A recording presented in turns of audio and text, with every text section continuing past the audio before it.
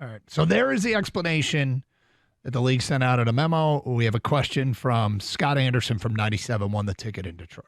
Hi. First time, long time. I'm just going to hang up and listen to your comments. So the way that Dan Skipper was reporting earlier in the game, that was appropriate. Yes. Okay. So in the end, he didn't report at the end. So why did the referee think he reported at the end? They basically said, here's Dan Skipper. They showed a video of Dan Skipper in the first quarter running onto the field, going to the official, and wiping his hands up and down the front of his jersey. That's good, Dan Skipper. That's how you do it. Yeah. Then later when they're talking about how continuing and they show in the fourth quarter, they show Dan Skipper run on the field and he doesn't do anything. He just runs. He just runs onto the field. Where the tackles are and then goes and lines up, but he didn't do it. So basically they're saying, do what Skipper did the first time. Okay. Do what Decker did the second time. Okay. So then the Lions did it right. Yep. But that's... The NFL's so stupid. Like, straight up stupid.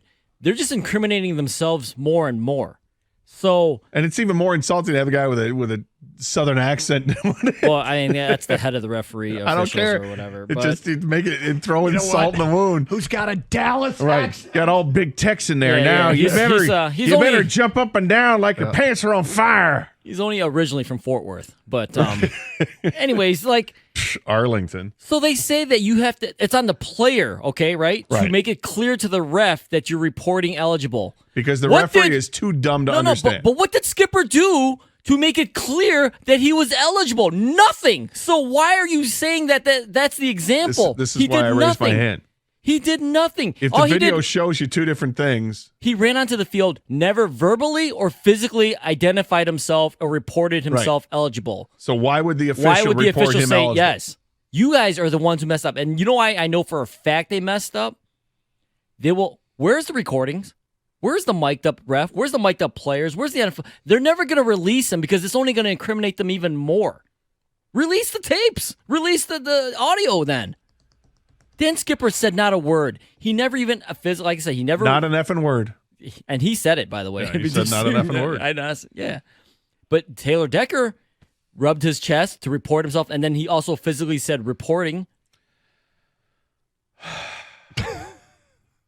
They're tripling down on how bad they messed this up. It really is. Yep. I mean, it's maddening, it's frustrating, and it's hilarious of what the NFL will do, what lengths they will go to not accept accountability and responsibility. Right.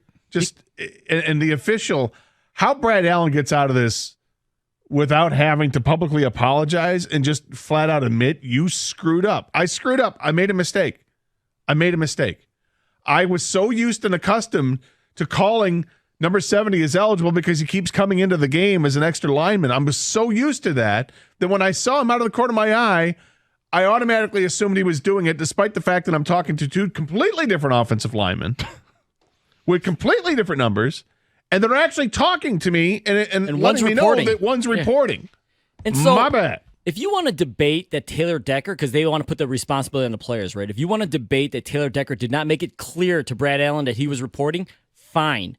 But to think that Dan Skipper made it clear that he was reporting when he said not a word, then you're lying. How about this? How about now, from now on, we just have the official will always have some sort of Velcro patch, and when the player comes up and says he's eligible, the referee slaps the patch on his chest and then announces to the world that he's eligible, just so we can all understand, because clearly this whole system, the way it's worked, has been too taxing on people like Brad Allen.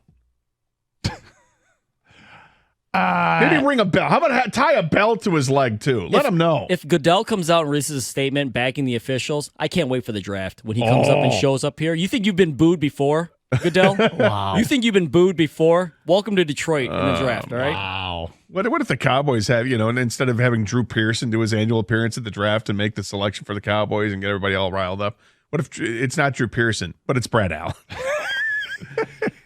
Here to select for the Cowboys in the third round, NFL referee Brad Allen. Crazy thing about this is, honestly, officiating NFL games is complicated. Yes. It's difficult. Yes. There's a lot of interpretation. Yes. And then there's easy things. Yes. There is easy. And then there's this. There's no gray area here.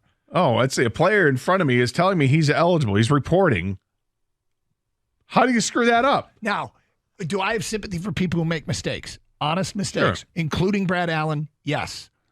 What I don't like is in the wake of this, they haven't said, all right, look, we screwed this up. Yeah. And there's nothing we can do about it now. Our apologies to Detroit. We move forward. Well, that's the unforgivable part. It won't happen again. As a opportunity. league, it becomes a point of emphasis. This won't happen again. You get the pool reporter that talks to you after the game, ask you, and if you read the transcript, the two great questions that are asked, and he doubles down. He's like, nope, 70 reported eligible. That's what I reported. No, 70 did not. 70 was running up on the field. You recognize that, right? Yep. Let me show you the video. See this? That's 70, Dan Skipper, who's down on the sideline running towards the huddle. The two guys you're talking to, that's Penei Sewell, and that's Taylor Decker. These are the starting tackles. And the one you're having a conversation with is 68, the guy touching himself, not inappropriately. The guy touching himself appropriately and talking to is actually 68. You made a mistake. Will you be accountable for it?